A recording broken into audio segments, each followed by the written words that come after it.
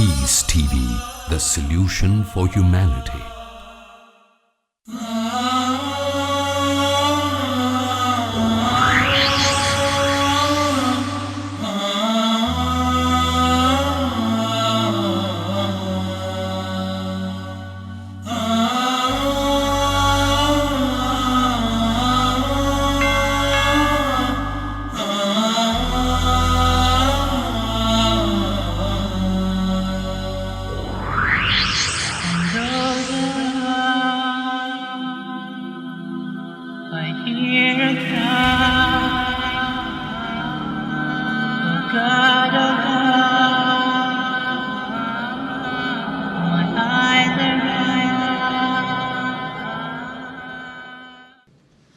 السلام عليكم ورحمة الله. بسم الله الرحمن الرحيم. Alhamdulillah wassalatu wassalamu ala Rasulillah. Our honored guest, Dr. Zakir Naik, dear ladies and gentlemen, Assalamu alaikum. Under the patronage of His Highness Sheikh Mohammed bin Rashid Al Maktoum, Crown Prince of Dubai and UAE Minister of Defense, Dubai International Holy Quran Award in its 9th session has the pleasure to welcome Dr. Zakir Naik tonight. Dubai International Holy Quran Award, with its thumping successful record, it has exploring its multiple activities such this very informative program. The organizing committee extends its thanks and gratitude for your kind cooperation by gathering for this informative event. We also hope that you will continue this kind of cooperation with Dubai International Holy Quran Award. We selected the youngest competitors for this session to recite some holy verses from the Holy Quran. His name is Rafiq Muhammad from Pakistan. He is 8.5 years old. He does not talk any word Arabic. Today I met him. I told him in Arabic, "What's your name?" He could not answer the question. So please, Rafiq, come up.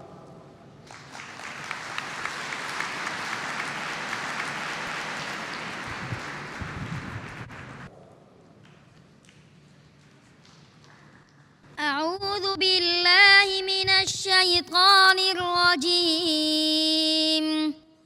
بسم الله الرحمن الرحيم. وإذ قالت الملائكة يا مريم إن الله اصطفاك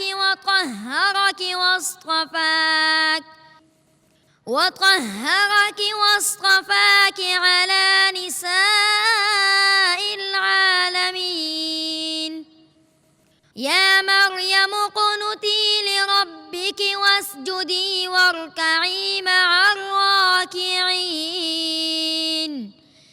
ذلك من أنباء الغيب نوحيه إليك وما كنت لديهم إذ يلقون أقلامهم أيهم يكفل مريم وما كنت لديهم إذ يختصمون.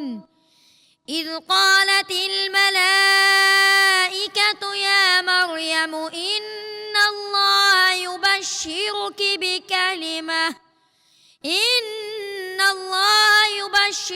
بكلمة منه اسمه المسيح عيسى بن مريم وجيها في الدنيا والآخرة ومن المقربين ويكلم الناس في المهد وكهلا ومن الصالحين. قالت رب أنى يكون لي ولد ولم يمسسني بشر قال كذلك الله يخلق ما يشاء إذا قضى أمرا فإنما يقول له كن فيكون. صدق الله العظيم.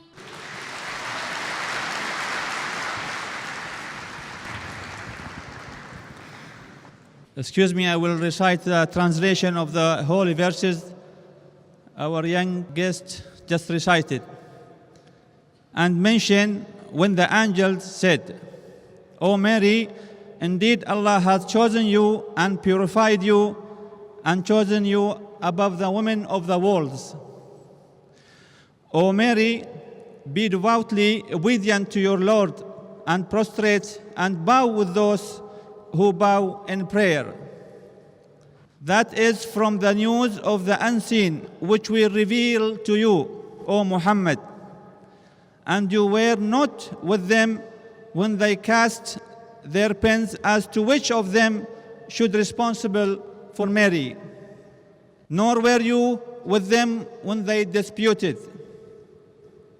And mention when the angels said, "O Mary, indeed Allah gives you good tidings of a word from Him, whose name will be the Messiah, Jesus, the son of Mary, distinguished in this world and the hereafter, and among those brought near to Allah.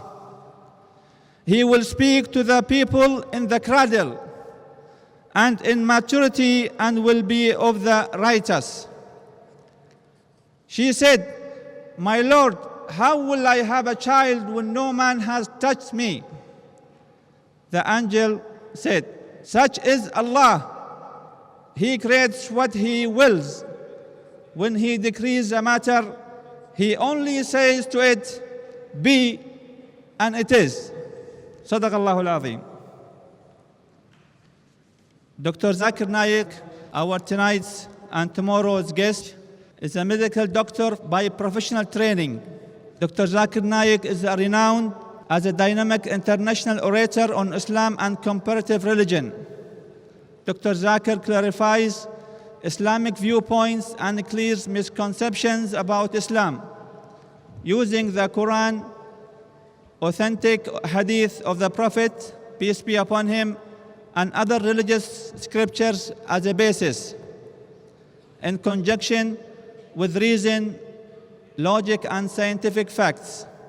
Dr. Zakir Naik is 39 years old.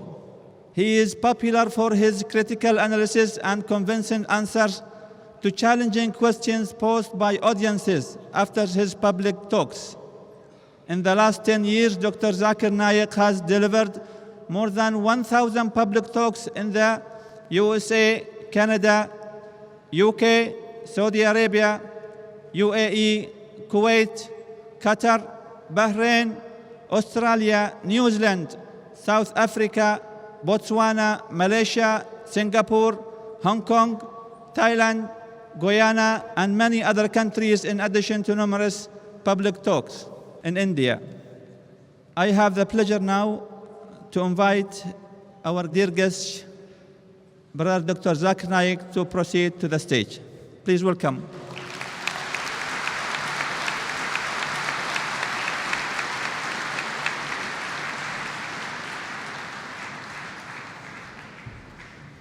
Alhamdulillah, wassalatu wassalam, ala Rasulillah, wa ala ali wa sahbihi ajmain, amma ba'd.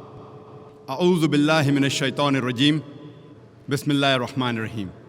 Kul, ya ahlal kitab, ta'alaw ila kalmatin sawa'in baynana baynakum, alla na'budu illa Allah, wa la nushrika bihi shay'an, wa la yattakhiza ba'duna ba'dan arbaban min dunillah, fantawallaw.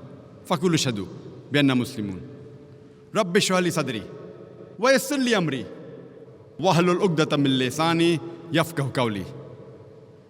Respected Mr. Arif Julfar, my respected elders, and my dear brothers and sisters, I welcome all of you with the greetings used by Jesus, peace be upon him, which is mentioned in the Gospel of Luke, chapter number 24, verse number 36. In Hebrew, he said, Shalom alaikum. And in Arabic, we Muslims say, Assalamu alaikum. May peace be on all of you.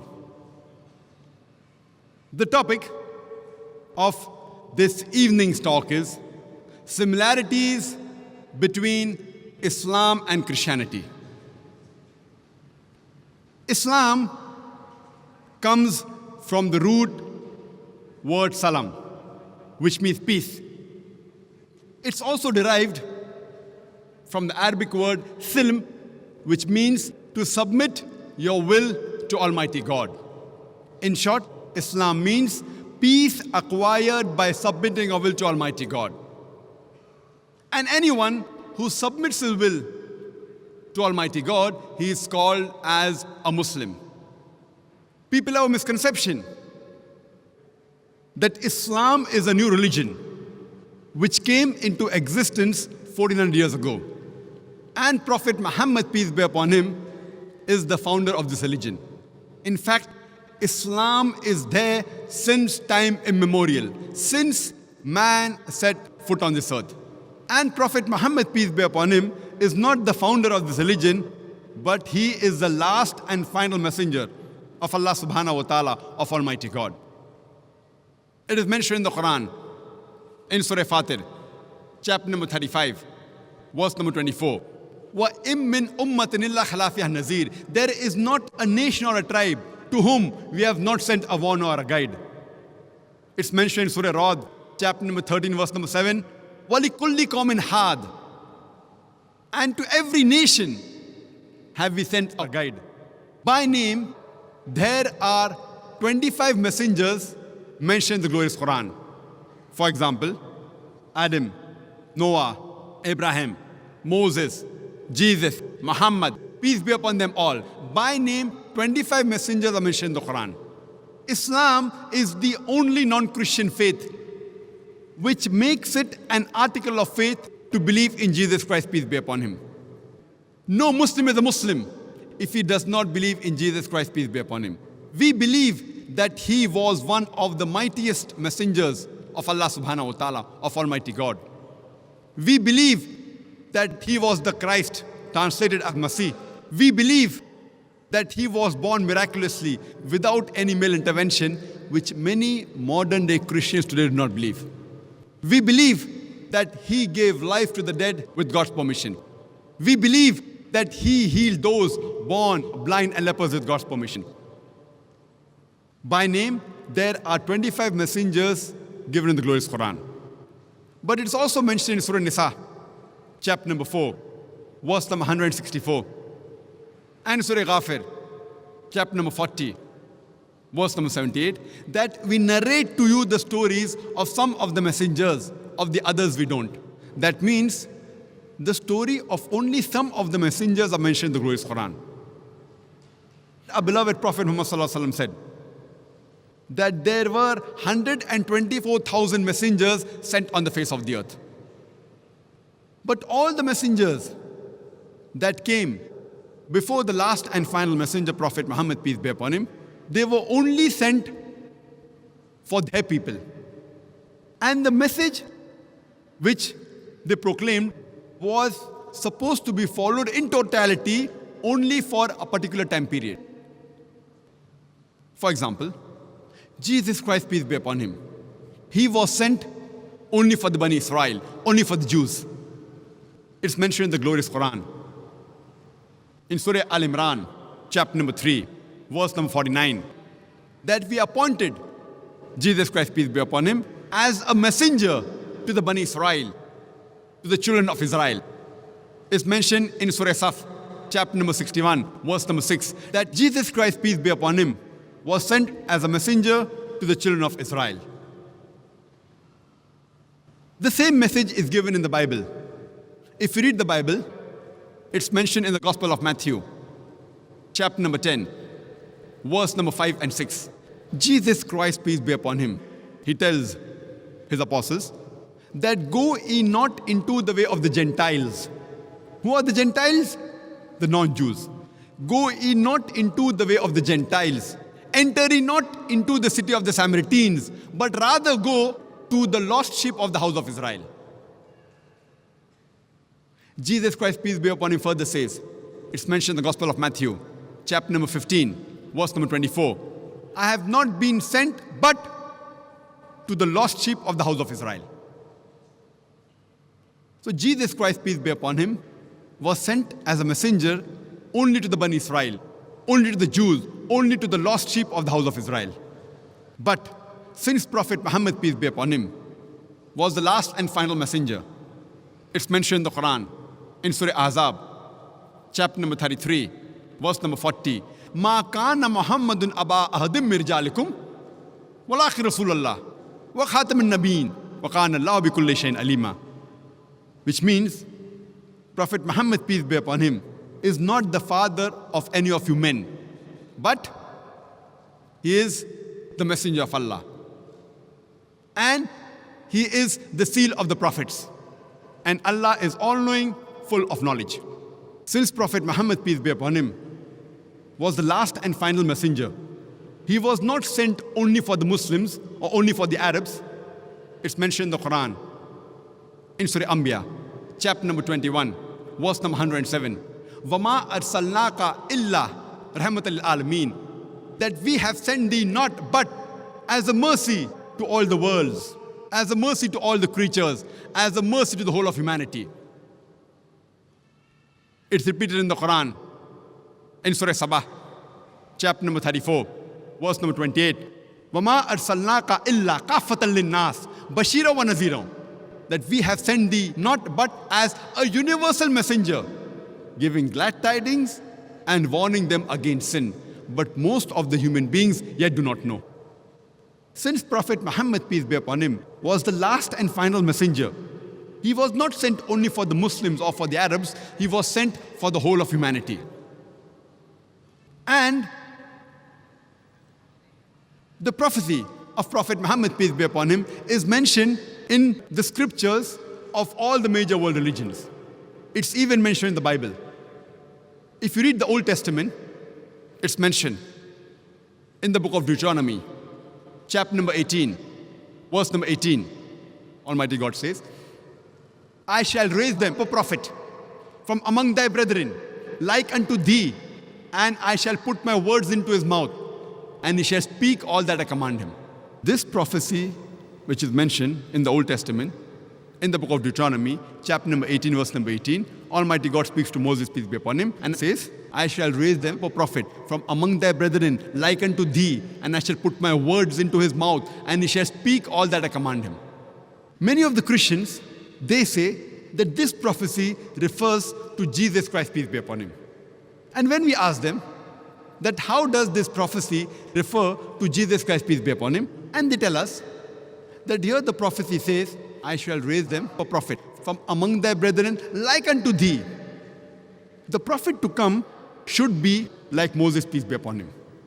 And the similarities the Christians give between Jesus and Moses, peace be upon them, is that Prophet Jesus and Prophet Moses, peace be upon them, both of them, they were Jews.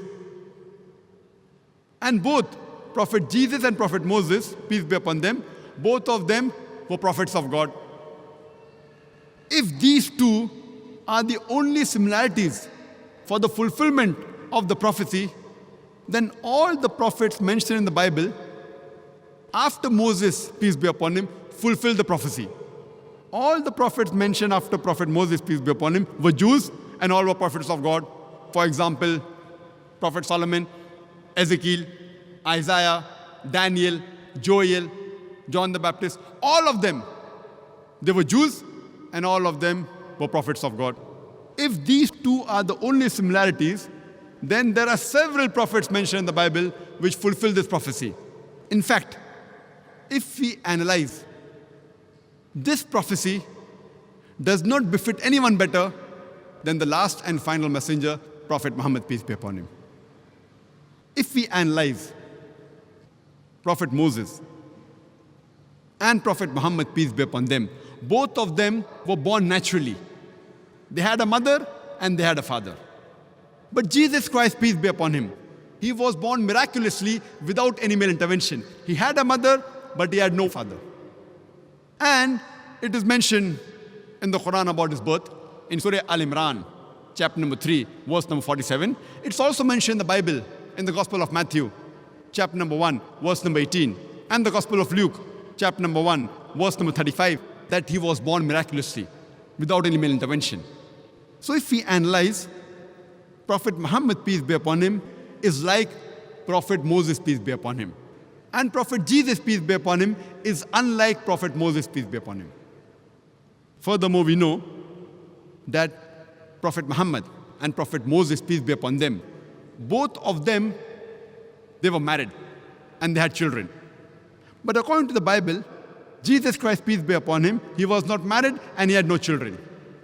So Muhammad, peace be upon him, is like Moses, peace be upon him, and Jesus, peace be upon him, is unlike Moses, peace be upon him. Further, when we read the Quran and the Bible, we come to know that Moses, peace be upon him, he had a natural death. Same like Prophet Muhammad, peace be upon him. He too had a natural death. But Jesus Christ, peace be upon him, he did not have a natural death. According to the Quran, in Surah Nisa, chapter number 4, verse number 158, he was raised up alive. And according to the Bible also, it is the same. But many Christians say that he was crucified. Even if we agree what they say, though I've given a talk proving from the Bible that Jesus Christ, peace be upon him, was not crucified, irrespective whether he was raised up alive or whether he was crucified, he did not die a natural death. So if we analyze, we come to know that Muhammad, peace be upon him, is like Moses, peace be upon him. And Prophet Jesus, peace be upon him, is unlike Moses, peace be upon him. Further, we come to know from the Quran and the Bible that Prophet Moses and Prophet Muhammad, peace be upon them, both of them were accepted by the people as a whole. But Jesus Christ, peace be upon him, he was not accepted by the people as a whole. It's mentioned in the Gospel of John, chapter number 1, verse number 11. He came to his own and his own people forsook him. So he was not accepted by his people as a whole. Furthermore, Moses and Muhammad, peace be upon them, they were worldly kings. That means they could give the punishment of life and death to whoever they wanted. They had that power. Jesus Christ, peace be upon him, it's mentioned in the Gospel of John, chapter number 18, verse number 36. He says, "My kingdom is not of this world." And furthermore, Moses and Muhammad, peace be upon them, both of them, they brought a new law. But Jesus Christ, peace be upon him, he did not bring a new law. He came to confirm the previous law. As what is mentioned clearly in the Quran, in Surah Saf, chapter number 61, verse number 6, that Jesus Christ, peace be upon him, the son of Mary, he said to the children of Israel, "Ya Bani Israel, O children of Israel, I have been sent as a messenger to you, confirming the law what has come before me, and giving glad tidings of a messenger to come, whose name shall be Ahmad," which is another name of Prophet Muhammad, peace be upon him. It's also mentioned in the Quran, in Surah Araf, chapter number 7, verse number 157. It says, they follow the messenger, the unlettered prophet, which is mentioned in the scriptures, the law and the gospel. So when we read the Quran, it says that it will be prophesied in the scriptures, in the law and the gospel, about the coming of Muhammad sallallahu alaihi wasallam. So Prophet Muhammad sallallahu alaihi wasallam has been prophesied in the Old Testament, in the book of Deuteronomy, chapter number 18, verse number 18. And further it's mentioned in the book of Deuteronomy, chapter number 18, verse number 19, that anyone who does not hearken to his words, I will require of him. Some translations say, I will take revenge. That means anyone who does not follow this messenger to come, Almighty God will take revenge from these people. It's further mentioned in the Old Testament, in the book of Isaiah, chapter number 29, verse number 12. It says, the book will be given to him who's not learned, and it will be said, pray, read this, and he will say, I am not learned. And this is exactly what happened when the first revelation came to the last and final messenger, Prophet Muhammad sallallahu alaihi wasallam. And we know from history that when Prophet Muhammad, peace be upon him, went to Jabal Nur, Ghar Hira, there when the first revelation was brought by Archangel Gabriel, and he said, Ikra. Our Prophet Muhammad sallallahu alaihi wasallam said, Ma ana biqari, I am not learned.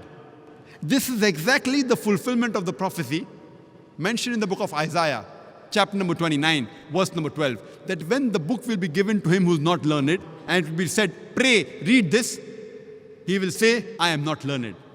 And this is exactly what Prophet Muhammad said, Ma ana biqari, I am not learned. Even the name of Prophet Muhammad, peace be upon him, is mentioned in the Old Testament. It's mentioned in the book of Solomon, chapter number 5, verse number 16. Hikko mamitakim bikulli Muhammadim zaydudi zairai vaina Jerusalem. It's a Hebrew quotation which says, Hikko mamitakim bikulli Muhammadim.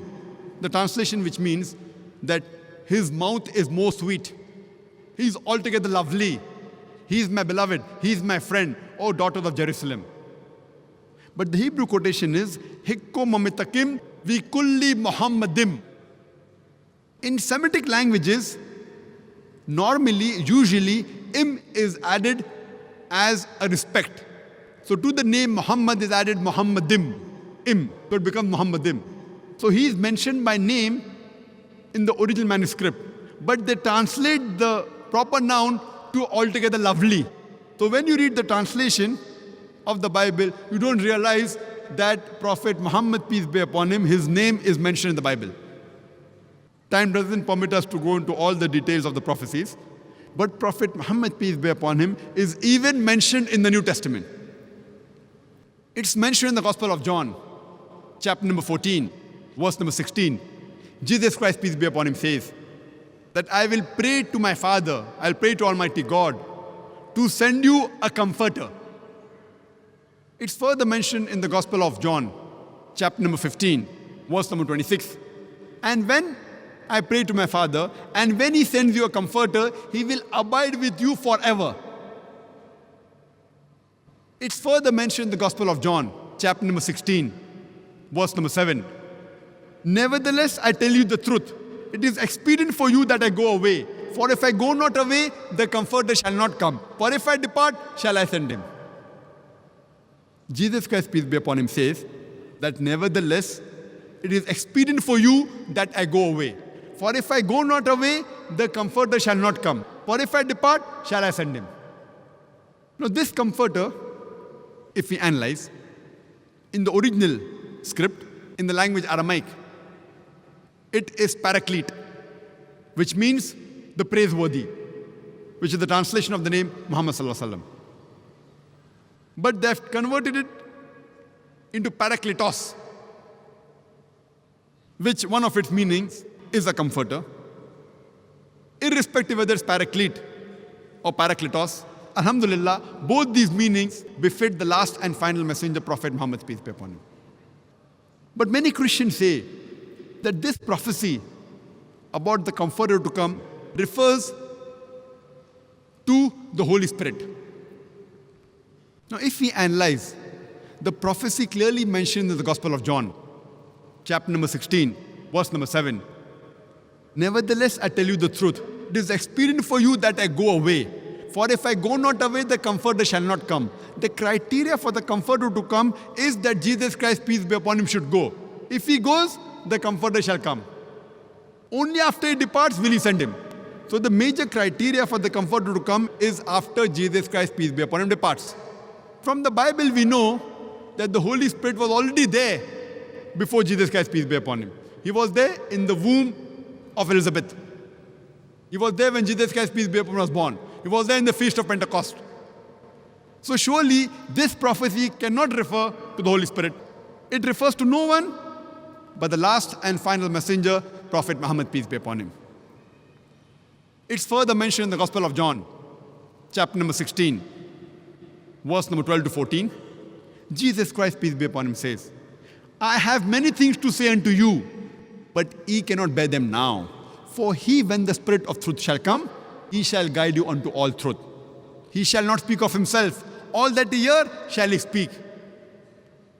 He shall show you things to come. He shall glorify me.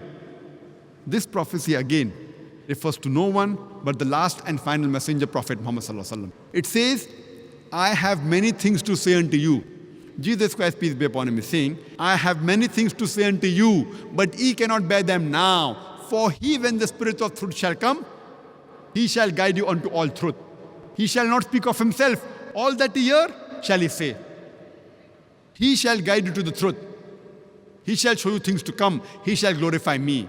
And this prophecy does not refer to anyone but the last and final messenger, Prophet Muhammad sallallahu alaihi wasallam. I have given a separate talk only on the prophecy of Muhammad sallallahu alaihi wasallam in the Bible, which you can speak for us together only on this topic. It's further mentioned in the glorious Quran, in Surah Rad, chapter number 13, verse number 38. It says, لِكُلِّ أَجْلٍ kitab. In every age have we sent a book, have we sent a revelation. By name, there are 4 revelations mentioned in the Quran: Torah, Zabur, Injil, and the Quran. Torah is the Wahi, the revelation, which was given to Moses, peace be upon him.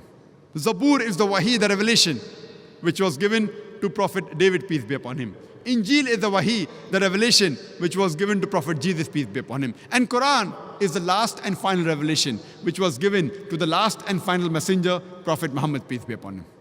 By name, only 4 revelations are mentioned in the glorious Quran. But in every age, Almighty God has sent a revelation. There are several other revelations, for example, Sufa, Ibrahim, etc. But by name, only 4 are mentioned. All the revelations that were revealed before the last and final revelation, the glorious Quran, they were meant only for a particular group of people. And the message which was sent was meant to be followed in totality only for a particular time period. But since Quran was the last and final revelation, it was not meant only for the Muslims or for the Arabs. It's mentioned in the Quran, in Surah Ibrahim, chapter number 14, verse number 1. Alif Lam Ra. This is the book we have revealed to thee, Prophet Muhammad, peace be upon him, so that thou may leadest the mankind from the depths of darkness to light. It says, so that Prophet Muhammad, peace be upon him, will lead the whole of mankind, not only the Muslims or the Arabs, from the depths of darkness to light. It's mentioned in Surah Ibrahim, chapter number 14, verse number 52. Here is a message for mankind. Let them take warning therefrom. Let them know there is one God. Let the men of understanding take heed. It's mentioned in Surah Baqarah, chapter number 2, verse number 185. Ramadan was the month in which the Quran was revealed, as a guidance to the whole of humankind, as a criteria to judge right from wrong. It's mentioned in Surah Az-Zumar, chapter 39, verse number 41. We have revealed to thee, Prophet Muhammad, peace be upon him, the book to instruct the humankind. It doesn't say to instruct only the Muslims or the Arabs, but to instruct the whole of humankind. Since Quran is the last and final revelation, it was not meant only for the Muslims or the Arabs, it was meant for the whole of humankind. Our beloved Prophet Muhammad sallallahu alaihi wasallam said, it's mentioned in Sahih Bukhari, volume number 1, in the book of Iman, hadith number 8, our beloved Prophet said that the religion of Islam is based on 5 principles, on 5 pillars. The first is La ilaha illallah Muhammad Rasulullah. The second is establishing Salah. The third is Zakat. The fourth is Sawm, and the fifth is Hajj. The first pillar is La ilaha illallah Muhammad Rasulullah. There's no God but Allah, and Prophet Muhammad, peace be upon him, is the messenger of Allah.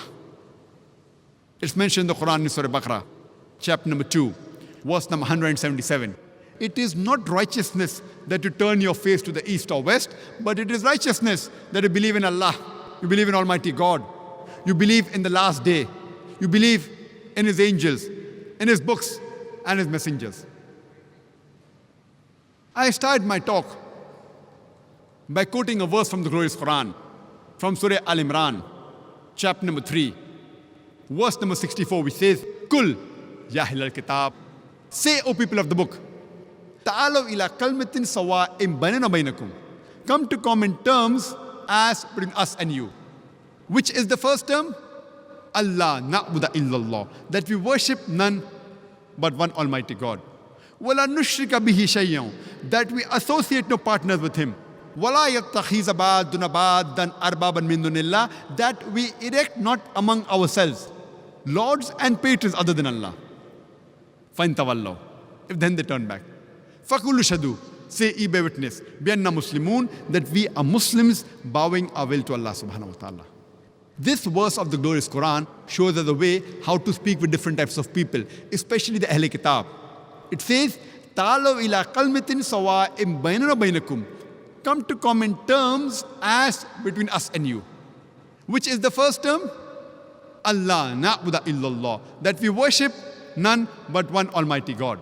Wala nushrika bihi shay'an. That we associate no partners with Him. Wala yattakhiza ba'duna ba'dan arbaban min dunillah. That we erect not among ourselves lords and patrons other than Allah. We have to come to the common terms, to the similarities which are mentioned in the Bible and the Quran. It's clearly mentioned in the Quran, in Surah Ikhlas, chapter number 112, verse number 1 to 4. It says, Qul huwa Allahu ahad. Say, He is Allah one and only. Allahu samad.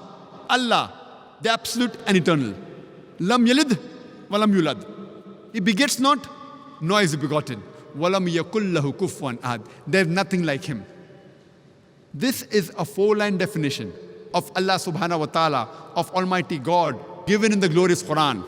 If any person says, so and so candidate is God, if that candidate fits in this 4-line definition of Surah Ikhlas, we Muslims have got no objection in accepting that candidate as God.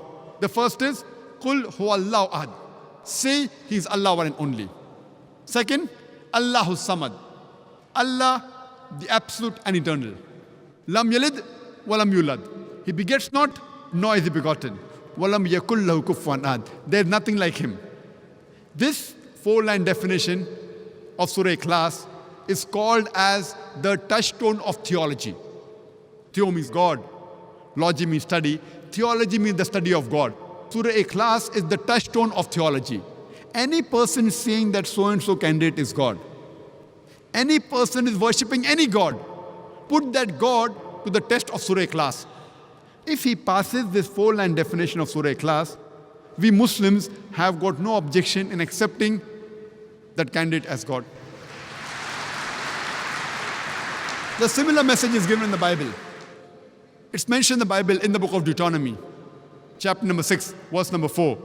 Moses, peace be upon him, says, Shama Israelo, Adna el-Haynu Adna Echad. It's a Hebrew quotation which means, Hear, O Israel, the Lord, our God, is one God. And when Jesus Christ, peace be upon him, was asked, which is the first of the commandments, he repeated verbatim what was mentioned by Moses, peace be upon him. It's mentioned in the Gospel of Mark, chapter number 12, verse number 29. Jesus Christ, peace be upon him, says, Shama Israelo, Adna el-Haynu Adna Echad. Hear, O Israel, the Lord, our God, is one Lord. It's further mentioned in Surah Nisa, chapter number 4, verse number 48, that Allah subhanahu wa ta'ala, Almighty God, will never forgive the sin of associating partners with God. Any other sin, if He pleases, He may forgive. But anyone who has associated partners with God, he has done the most heinous sin. The same message is repeated in Surah Nisa, chapter number 4, verse number 116, that Almighty God, He will never forgive the sin of joining other gods with Allah subhanahu wa ta'ala. Any other sin, if He pleases, He may forgive. But anyone who has joined other gods with Allah subhanahu wa ta'ala, he has strayed away very far.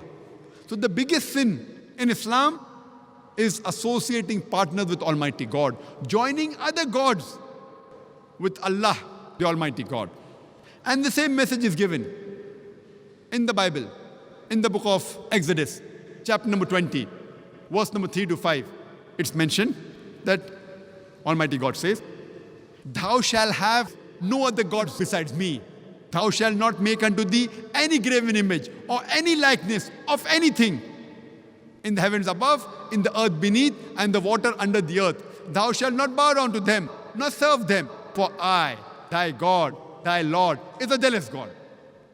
The same message is repeated in the book of Deuteronomy, chapter number 5, verse number 7 to 9. Almighty God says, Thou shalt have none other gods besides me. Thou shalt not make unto thee any graven image of anything or any likeness in the heavens above, in the earth beneath, or in the water beneath the earth. Thou shalt not bow down to them, nor serve them, for I, thy God, thy Lord, is a jealous God. It's clearly mentioned in the Quran, in Surah Ma'idah, chapter number 5, verse number 72. لَقَدْ كَفْرَ الَّذِينَ قَالُوا إِنَّ اللَّهَ هُوَ الْمَسِيحُ ابْنُ مَرْيَمَ. They are blaspheming, they are doing kufr, those who say that Allah is Jesus, the son of Mary. The Quran says they are blaspheming, they are doing kufr, those who say that God is Jesus, the son of Mary. وَقَالَ الْمَسِيحُ, but said Christ, Ya Bani Israel, O children of Israel, U'budullah, worship Allah, Rabbi wa Rabbakum, who's my Lord and your Lord. Inno mushrik billah, anyone who associates partners with Allah, faqad harramallahu alayhi al-jannah, Allah will make Jannat haram for him. وَمَا وَهُ النَّارِ وَمَا لِظَالِمِينَ مِنْ أَنصَارٍ. And fire shall be his dwelling place, and he shall have no helpers in the hereafter. Jesus Christ, peace be upon him, said, Inno mushrik billah, anyone who associates partners with Almighty God, faqad harramallahu alayhi al-jannah, Allah will make paradise forbidden for him. وَمَا وَهُ النَّارِ وَمَا لِظَالِمِينَ مِنْ أَنصَارٍ. And fire shall be his dwelling place, and he shall have no helpers in the hereafter. The biggest sin in Islam, as well as Christianity, is to associate partners with God. But unfortunately, there are many of our Christian brothers and sisters who say that Jesus Christ, peace be upon him, he claimed divinity. In fact, if you read the Bible, there is not a single unequivocal statement in the complete Bible where Jesus Christ, peace be upon him, himself says that I am God, or where he says worship me. I would like to repeat my statement that if you read the Bible, there is not a single unequivocal statement, not a single unambiguous statement in the complete Bible where Jesus Christ, peace be upon him, himself says that I am God, or where he says worship me. In fact, if you read the Bible, Jesus Christ, peace be upon him, said, it's mentioned in the Gospel of John, chapter number 14, verse number 28. Jesus Christ, peace be upon him, said, my Father is greater than I. Gospel of John, chapter number 10, verse number 29. My Father is greater than all. Gospel of Matthew, chapter number 12, verse number 28. I cast out devils with the Spirit of God. Gospel of Luke, chapter number 11, verse number 20. I, with the finger of God, cast out devils. Gospel of John, chapter number 5, verse number 30. I can of my own self do nothing. As I hear, I judge, and my judgment is just. For I seek not my will, but the will of my Father. Anyone who says, I seek not my will, but the will of Almighty God, he is a Muslim. Jesus Christ, peace be upon him, said, I can of my own self do nothing. As I hear, I judge, and my judgment is just. For I seek not of my will, but the will of Almighty God. Anyone who says that I submit my will to the will of Almighty God, in Arabic, we call him as a Muslim. Muslim means submitting your will to Almighty God, as I mentioned initially. So Jesus Christ, peace be upon him, was a Muslim. It's mentioned in the book of Acts, chapter number 2, verse number 22. It says, Ye men of Israel, listen to this. Jesus of Nazareth, a man approved of God amongst you by miracles and wonders and signs, which God did by him, and you are witness to it. It says, Jesus of Nazareth, a man approved of God amongst you by miracles and wonders and signs, which God did by him, and you are witness to it. Jesus Christ, peace be upon him, he never claimed divinity. He was one of the mightiest messengers of Allah subhanahu wa ta'ala, of Almighty God. It's mentioned in the Quran, in Surah Isra, chapter number 17, verse number 110. Kulidullah awidur rahman, ayamatadu, falal asmaul husna. Say, call upon him by Allah or by Rahman. By whichever name you call upon him, to him belong the most beautiful name. You can call Allah subhanahu wa ta'ala by any name, but it should be a beautiful name. It should be a name given by Allah and his messenger. It should not conjure up a mental picture. And there are no less than 99 different attributes given to Allah subhanahu wa ta'ala. And this message, that to him belongs the most beautiful names, besides Surah Isra, chapter number 17, verse 110, it's also mentioned in Surah Taha, chapter number 20, verse number 8. In Surah Araf, chapter number 7, verse number 180. As well as Surah Hashr, chapter number 59, verse number 24. That to Allah subhanahu wa ta'ala belong the most beautiful names. And if we read the Quran, there are no less than 99 different attributes given to Allah subhanahu wa ta'ala. For example, Ar-Rahman, Ar-Rahim, Al-Hakim, most merciful, most gracious, most wise, no less than 99. And the crowning one, it is Allah.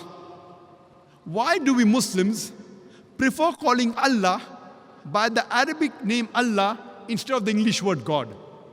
The reason is because a person can play mischief with the English word God. For example, if you add S to God, it becomes gods. That's plural of God. There is nothing like plural Allah. Kul huwa Allahu ahad. Say He is Allah one and only. If you add E-E-S-S to God, it becomes goddess. That means a female God. There is nothing like male Allah or female Allah. Allah subhanahu wa ta'ala has got no gender.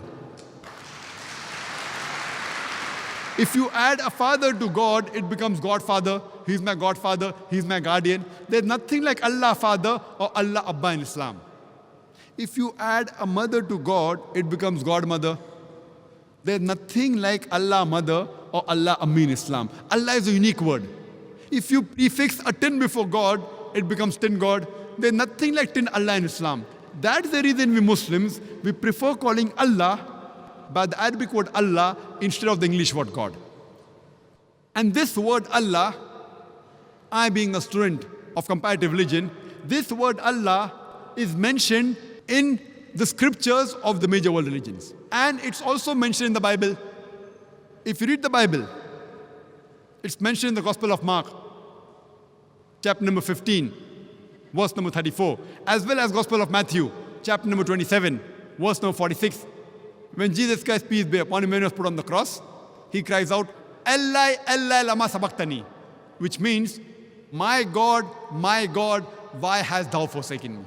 In every Bible, any translation you pick up, any language, whether it be English Bible, Hindi Bible, Tagalog Bible, French Bible, German Bible, any Bible you pick up, this word, Allah, Allah, lama sabachthani, has been maintained in its pure form. Why? Allah knows the best. Why have these original words have been maintained? And then the translation says, my God, why hast thou forsaken me? But the original, Allah, Allah, lama sabachthani, has been maintained for reasons best known to Allah subhanahu wa ta'ala in all the Bibles. You pick up any version of the Bible, King James Version, RSV Version, New American Standard Version, New World Translation, any version out of the hundreds available, any language of the Bible, this verse, Allah, Allah, lama sabachthani, has been maintained. And the translation, if it's the English Bible, my God, why hast thou forsaken me? Now if you want to try it out, that people say, but natural, Allah, Allah, lama sabachthani does not sound similar to my God, why hast thou forsaken me? Does it sound similar to Jehovah, why hast thou forsaken me? And the answer is no. Now if you translate this verse into Arabic, Allah, Allah, lama sabachthani, it will read Allah, Allah, lama taraktani. Hebrew and Arabic, they're Semitic languages. Allah, Allah, lama sabachthani, Allah, Allah, lama taraktani. This sounds similar. So Jesus Christ, peace be upon him, too used the same word Allah, Almighty God. And this word Allah, I being a student of comparative religion, is mentioned in the scriptures of the major world religions. That's the reason we Muslims, we prefer calling Allah by the Arabic word Allah instead of the English word God. The second pillar of Islam, it is Salah. And normally people translate Salah into English as prayers. To pray means to beseech, to ask for help. I personally don't think that prayer is the correct translation of the Arabic word Salah. Because to pray means to beseech, to ask for help. In our Salah, besides asking for help from Almighty God, we are also praising Him. At the same time, we are getting benefit from Allah subhanahu wa ta'ala, from Almighty God. We are getting guidance. That's the reason I personally prefer calling prayers as a sort of programming towards righteousness. For example, if after Surah Fatiha, the Imam, he may recite Surah Maida, chapter number 5, verse number 90, which says, Ya ayyuhal lazina amanu, O you believe, innamal khamru wal maisuru, most certainly intoxicants and gambling, wal anzabu wal azlamu, dedication of stones, divination of arrows, rishthum min amali shaitan. These are Satan's handiwork. Fashtanibu la'allakum tuflihun. Abstain from this handiwork that you may prosper. Here we are being programmed, we are being guided by Allah subhanahu wa ta'ala that alcohol is prohibited, gambling is prohibited, fortune telling is prohibited, idol worship is prohibited. We are being programmed towards righteousness. And Allah says in the Quran, in Surah Ankabut, chapter number 29, verse number 45, Utlu ma uhiya ilayka minal kitabi, waqimus salata, inna salata, tanha anil fasha al munkar. That recite of what we have revealed to thee by inspiration. And establish regular prayers. For verily prayer restrains you from shameful and unjust deeds. The Quran says that prayer restrains you from shameful and unjust deeds. Therefore, I prefer calling salah rather than prayers as programming towards righteousness. Or in layman's terminology, it's called as brainwashing. But normally when you hear the adhan and somebody asks, where are you going? And if you say, I'm going for brainwashing, it sounds a bit odd. So I've got no objection if someone uses the English word prayer for the Arabic word salah. But I like to remind them it is not the appropriate translation. Similarly, when I say that Allah is the correct word, God is not the appropriate translation. But if someone uses God for Allah when they're speaking to non-Muslims, like what I'm doing today, when I use the word God for Allah, I've got no objection, but I like to remind them that God is not the appropriate translation of the Arabic word Allah. Similarly, prayer is not the appropriate translation of the Arabic word salah. And we Muslims have to offer salah minimum 5 times a day. It's mentioned in the Quran in Surah Isra, chapter number 17, verse number 78. And Surah Taha, chapter number 20, verse number 130, that we have to offer salah 5 times a day. Like how, for a healthy body, the doctors, they tell us, we should have 3 meals a day. Similarly, for a spiritual soul, we should offer salah 5 times a day. And the Quran says, in Surah Maida, chapter number 5, verse number 6, O you believe, when you prepare yourself for salah, wash your face and your hands and arms up to the elbow, and rub your head with water, and wash your feet up to the ankles. Ablution, wudu, is one of the prerequisites before salah. Wudu is fard. The same message is even given in the Bible. If you read the Bible, it is mentioned in the book of Exodus, chapter number 40, verse number 31 and 32, that Moses and Aaron and their sons, they washed their hands and feet thereat. And when they went to the temple and when they approached the altar of God, they washed as was commanded by Almighty God. The same message repeated in the book of Acts, chapter number 21, verse number 26. It says that Paul, along with his men, he washed before he appeared in front of the Lord. And previously it was mentioned in the book of Exodus, chapter number 40, verse number 31 and verse number 32, that Moses and Aaron and his sons, they washed before they appeared in front of the Lord. So wudu is compulsory in Islam as well as in Christianity, ablution. Further it's mentioned in the Quran, in Surah Taha, chapter number 20, verse number 11 and 12. When Moses approached the fire, he heard a voice, "O Moses, I am your Lord. So in my presence, remove thy footwear, for thou art in the sacred valley of Tuwa." Removing the footwear for salah was a commandment given by Almighty God, Allah subhanahu wa ta'ala, to Moses, peace be upon him. This message is also repeated in the book of Exodus, chapter number 3, verse number 5. It says, Almighty God says to Moses, "Draw not nigh hither, put off thy shoes from off thy feet, for thou art on the sacred grounds." The same message repeated in the book of Acts, chapter number 7, verse number 33. Put off thy shoes from thy feet, for thou art on sacred grounds. So because it was a commandment of Almighty God to Moses, we remove our footwear before offering salah. But it's also mentioned in the hadith of Muhammad sallallahu alaihi wasallam in Abu Dawud, volume number 1, book of Salah, chapter number 240, hadith number 653.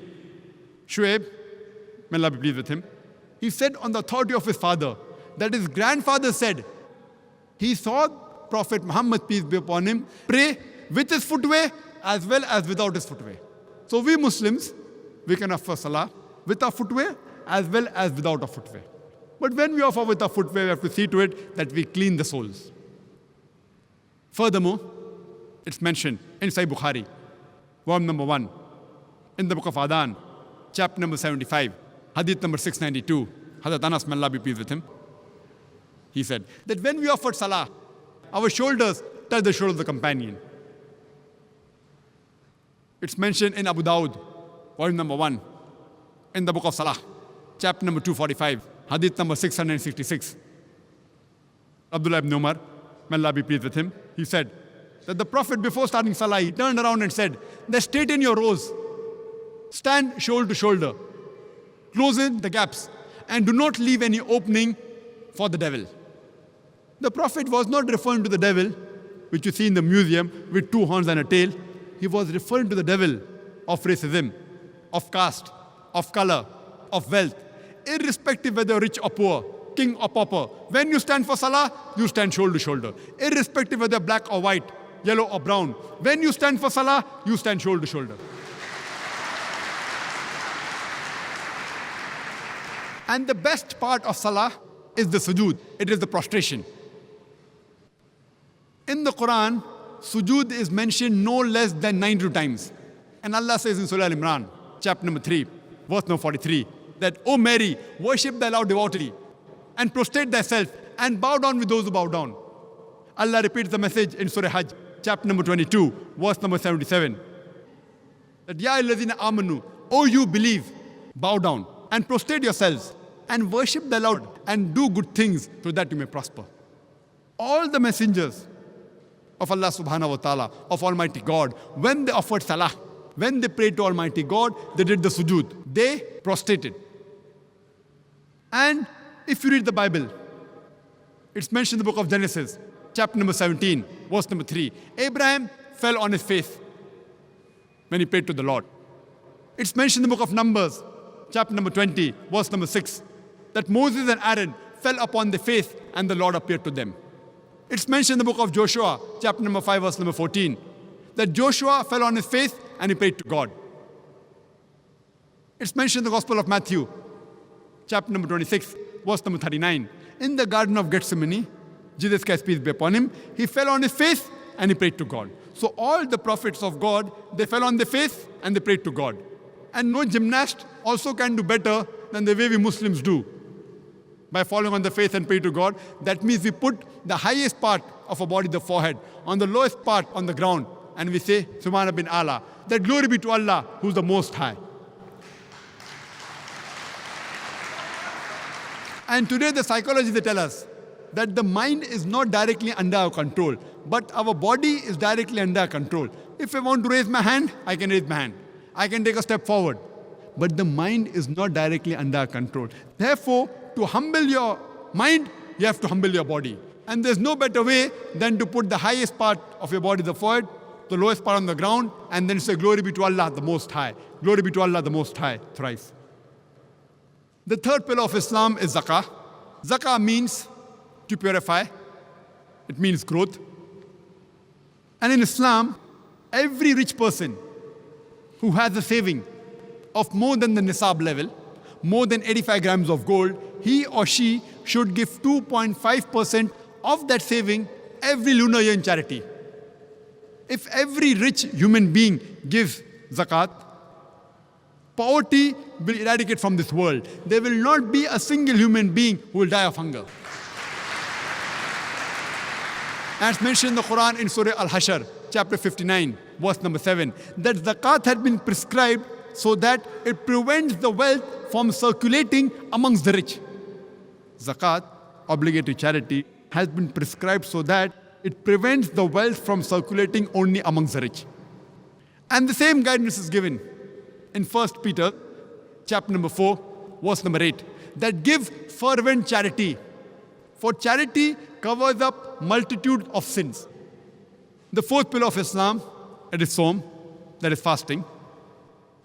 Every adult Muslim who's healthy, he should fast, that is abstain from food, drink and sex, from dawn to sunset, for one full lunar month, that is the month of Ramadan. This is called as Sawm, as fasting. And it's mentioned in the Quran, in Surah Baqarah, chapter number 2, verse number 183, that fasting has been prescribed to you as it was prescribed to people who came before you, so that you may learn self-restraint. The main reason for fasting, according to the Quran, is for self-restraint, is for self-control. And today the psychology, they tell us that if you can control your hunger, you can control almost all your desires.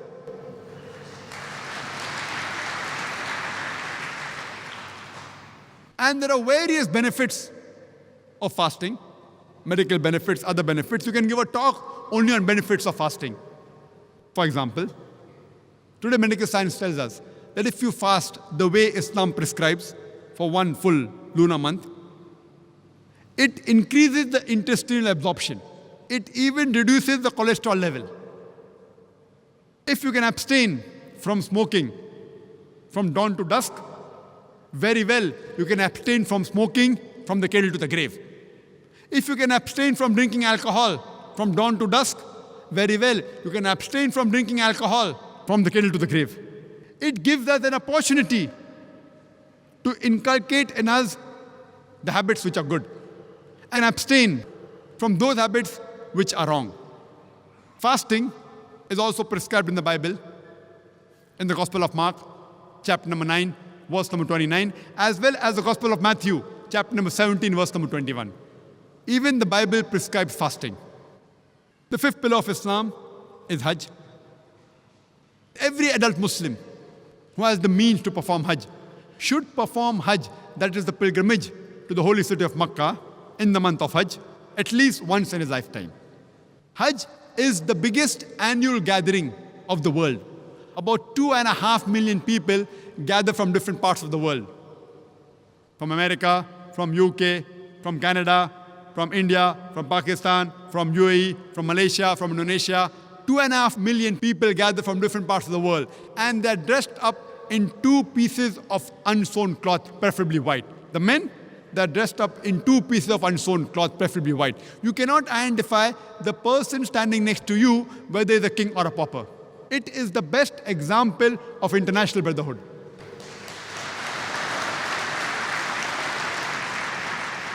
The Quran says in Surah Hujurat, chapter number 49, verse number 13, Ya ayyuhan nasu inna khalaqnakum min zakrin wa unsa wa ja'alnakum shu'uban wa qaba'ila lita'arafu inna akramakum indallahi atqakum inna Allaha alimun khabir. O humankind, we have created you from a single pair of male and female and have divided you into nations and tribes so that you shall recognize each other, not that you shall despise each other. And the most honored in the sight of Allah subhanahu wa ta'ala is the person who has taqwa. The criteria for judgment in the sight of Allah subhanahu wa ta'ala, it is not wealth, it is not color, it is not sex, it is not age, but it is taqwa, it is righteousness, it is God consciousness, it is piety.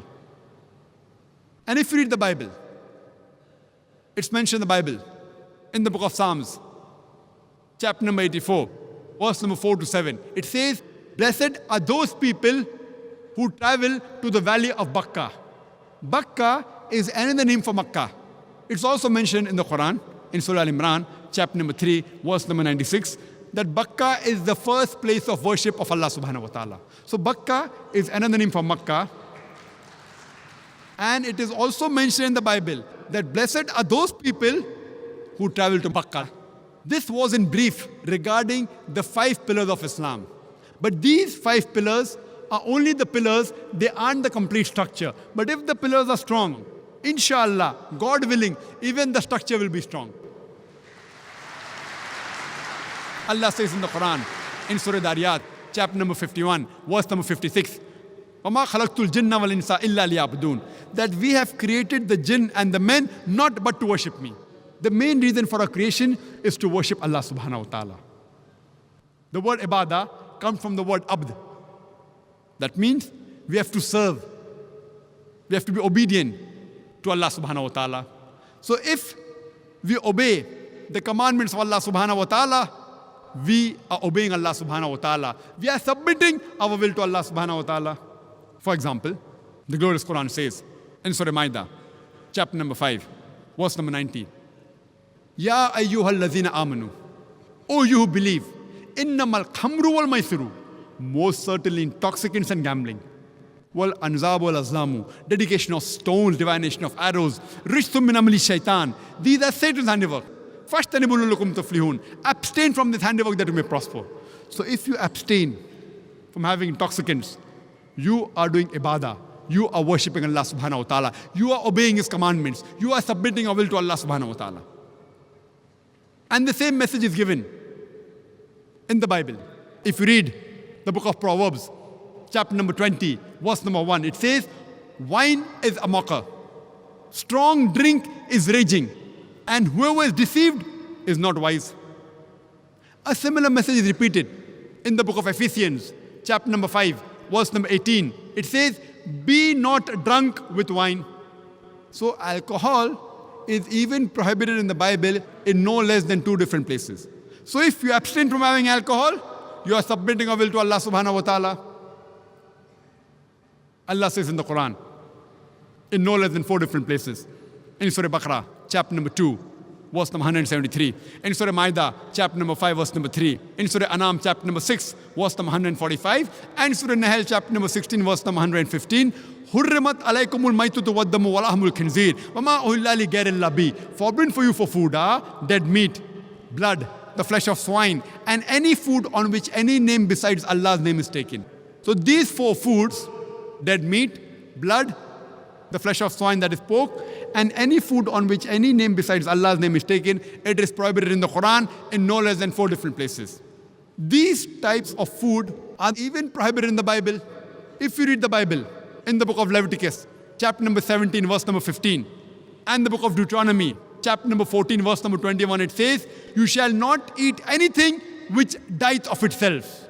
So even dead meat is prohibited in the Bible. Regarding blood, there are no less than 5 different places in the Bible where blood is prohibited. If you read in the book of Genesis, chapter number 9, verse number 4, in the book of Leviticus, chapter number 17, verse number 14, in the book of Deuteronomy, chapter number 12, verse number 16, in 1 Samuel, chapter number 14, verse number 33, and the book of Acts, chapter number 15, verse number 29. The Bible prohibits having blood in no less than 5 different places. As far as the pork is concerned, it's mentioned in the Bible, in the book of Leviticus, chapter number 11, verse number 7 and 8, that the swine, though it divides the hoof and is cloven-footed, yet it chews not the cud. It's unclean for you. Thou shalt not eat its flesh, nor touch its carcass. It is unclean for you. The same message is repeated in the book of Deuteronomy, chapter number 14, verse number 8. The swine, though it divides the hoof, yet it chews not the cud. It's unclean for you. Thou shalt not eat its flesh, nor touch its carcass. And eating pork has been prohibited the 3rd time in the Bible, in the book of Isaiah, chapter number 65, verse number 2 to 5. The Bible prohibits the eating of the flesh of swine, that is pork, in no less than 3 different places. And the last, the eating food on which any name besides Allah's name that has been taken, is also prohibited in the Bible. In the book of Acts, chapter number 15, verse number 29, as well as the book of Revelation, chapter number 2, verse number 14, that any food on which any name besides Almighty God's name is taken, if that food is put on altars, then that food is prohibited even for the Christians. If Christian means following the teachings of Jesus Christ, peace be upon him, I would like to say that we Muslims are more Christian than the Christians themselves.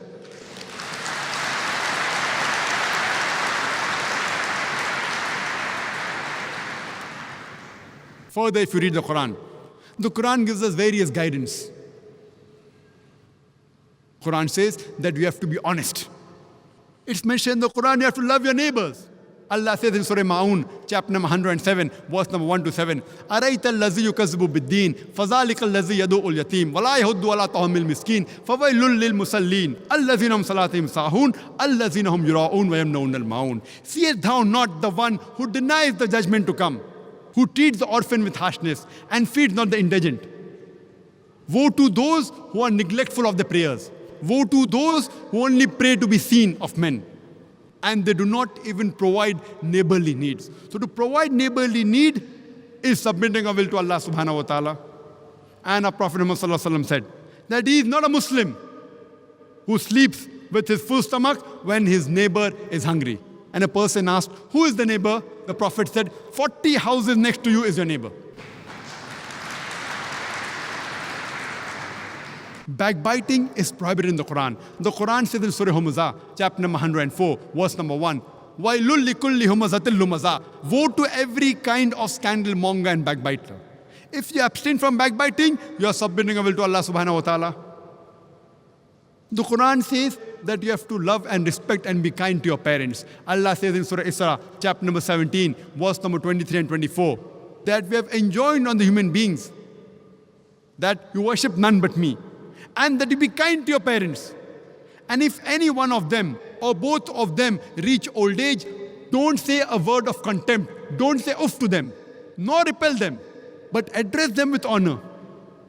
And lower to them your wing of humility, and pray to the God that have mercy on them as they cherish me in childhood.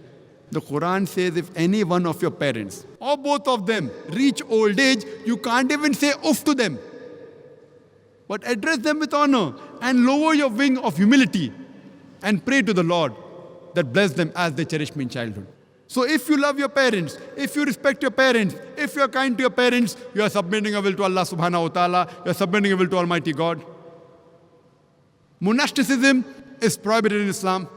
Our beloved Prophet said, it's mentioned in Sahih Bukhari, poem number 7, in the book of Nikah, chapter number 3, hadith number 4. The Prophet said, O young people, whoever has the means to get married, he should get married. The Prophet said, whoever does not marry is not of me. So if you marry, you are submitting a will to Allah subhanahu wa ta'ala. The Quran says in Surah Nisa, chapter number 4, verse number 19, that treat your wife with the footing of equity and kindness, even if you dislike her. The Quran says you have to love and be kind to your wife, even if you dislike her. You have to be just to her. So if you love your wife, you are submitting a will to Allah subhanahu wa ta'ala, you are submitting a will to Almighty God.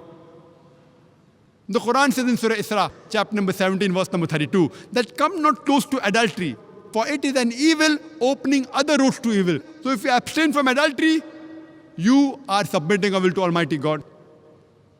In Islam, we have a system of modesty, which is the same in Christianity. Quran says in Surah Nur, chapter number 24, verse number 30, say to the believing man that he should lower his gaze and guard his modesty. Whenever a man looks at any woman, and if any brazen thought, any unashamed thought comes in his mind, he should lower his gaze. The same message is given in the Gospel of Matthew, chapter number 5, verse number 27 and 28, where Jesus Christ, peace be upon him, says, it has been said of the old times that thou shalt not commit adultery. But I say unto you, whosoever looketh upon a woman to lust after her has already committed adultery in his heart. The same as the Quran says, that lower your gaze, Jesus Christ, peace be upon him, says that anyone who looketh upon a woman to lust after her has already committed adultery in his heart. The next verse, Surah Nur, chapter number 24, verse number 31 says, say to the believing woman that she should lower her gaze and guard her modesty, and display not a beauty except what appears ordinary of, and to draw her veil, a head covering, over the bosom, and display not a beauty except in front of her father, her husband, her sons, and a big list of mahram, the close relatives who she can't marry is given. There are basically 6 criteria for hijab given in the Quran and the Sahih Hadith. The first is the extent, which differs between the man and the woman. For the man, it's from the navel to the knee. For the woman, the complete body should be covered. The only part that can be seen are the face and hands up to the wrist. The remaining 5 criteria are the same for the man and the woman. The second is, the clothes they wear it should be loose. It should not be tight-fitting. It should not reveal the figure. Third, the clothes should not be transparent.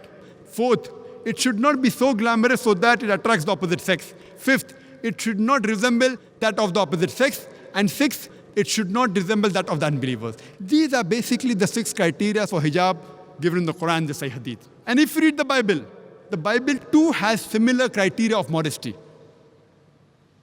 It's mentioned in the book of Deuteronomy, chapter number 22, verse number 5, that the woman shall not wear clothes that which pertain to a man, and neither shall man wear the garments of the woman. Anyone who does so is an abomination to their God.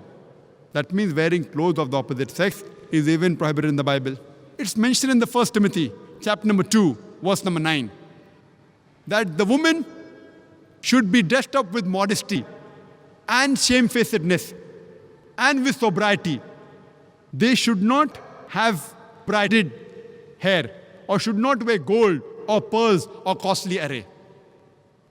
And it's mentioned in the 1 Corinthians, chapter number 11, verse number 5 to 6, that the woman that prophesies it or prays with a head uncovered, a head should be shaved off. The Bible in the 1 Corinthians, chapter number 11, verse number 5 to 6, says that the woman who does not cover her head when she is praying to the God, a head should be shaved off. Imagine even the Quran and the Sahih Hadith is not as strict as the Bible, where the Bible says the head should be shaved off. So if Christian means a person who follows the teachings of Jesus Christ, peace be upon him, I would like to tell you that we Muslims are more Christian than the Christians themselves.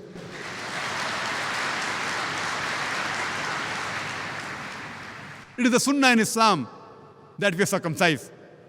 But the same message is given in the Bible. If you read the Bible, in the book of Acts, chapter number 7, verse number 8, it says that you have to be circumcised. It's mentioned in the Gospel of John, chapter number 7, verse number 22, that you have been given the covenant of circumcision. It's mentioned in the Gospel of Luke, chapter number 2, verse number 21, that Jesus Christ, peace be upon him, he was circumcised on the 8th day. So if Christian means a person who follows the teaching of Jesus Christ, peace be upon him, we Muslims are more Christian than the Christians themselves. So Muslim means a person who submits his will to Almighty God.